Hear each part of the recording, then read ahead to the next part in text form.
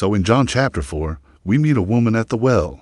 And if you're like me, you might be thinking, didn't we already do this story? Didn't we already do the woman at the well? But no, this is a different woman at a different well in a different part of Scripture. And it's a really great story. And he saw a well, and he said, "Hey, I'm thirsty." Now, the disciples had gone into the town to get some food, but Jesus stayed back by the well.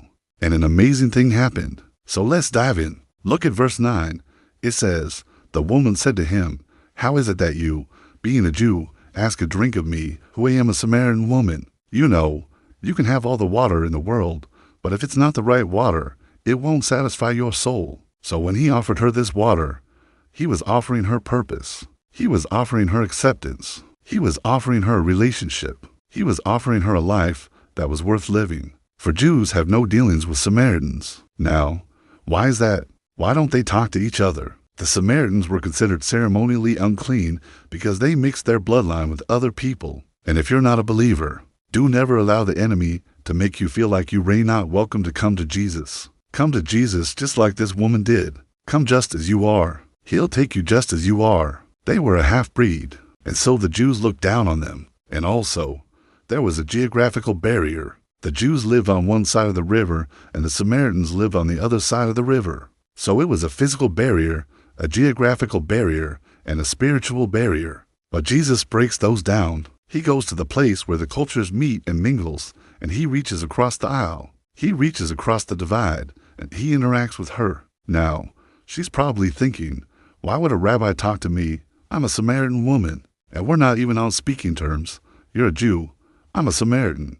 We don't mix. Oh, my friend, if you think your past disqualifies you from experiencing God, from experiencing His love, from experiencing His peace, from experiencing His joy, then you need to hear this woman's story. No matter how far you've gone, no matter how much blood you have on your hands, no matter what kind of life you've lived, no matter what kind of mistakes you've made, you are not disqualified from experiencing God. Why? Because Jesus paid the price so that you could be forgiven, so that you could be cleansed, so that you could experience the water that satisfies. But he asks her for a drink, and it causes her to have this internal struggle.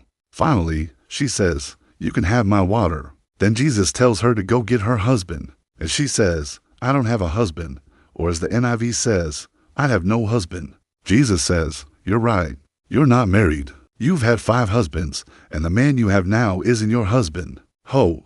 How does he know all this stuff? It says here in verse 1 that Jesus, when he was in the region, needed to go through Samaria. Now, there was a town called Sychem, which is very close to Shechem, where Joseph is buried, where Jacob is buried, where the 12 patriarchs are buried. It's a very important place for the Jews. But Jesus needs to get from point A to point B, and he has to go right through Samaria, right through this no man's land, from being in the presence of God, from hearing from God.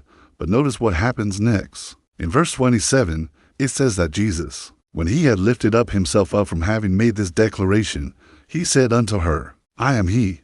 That's a very intentional statement. She immediately falls at his feet and worships him and says, "I know that Messiah is coming, and when he comes, he will solve all these problems." And he said to her, "I am the Christ, the Christos, the Anointed One." And then he gives her a very clear, concise message. He says, "This is why your Jewish boys disallow you to worship with them, because you don't know what you're doing, because you don't serve the Father." But Jesus says, here's the good news. There's an alternative way. Come and see. Now, when he got there, he was hungry, and it was about the 6th hour, so noontime, and he was hungry and thirsty. A woman came out to draw water, and Jesus asked her for a drink. Now, this woman at the well has lived a life that most people would say disqualifies her from knowing God. So what are the lessons? Let's learn 3 quick things. Number 1, Jesus breaks down cultural barriers. Cultural barriers. Number 2, Jesus offered her living water. What is living water? Living water is the water that satisfies. And number 3, her past didn't disqualify her. So if you're a believer, don't ever allow the enemy to make you feel disqualified. Well, I hope this helps you, and until next time, thanks for watching.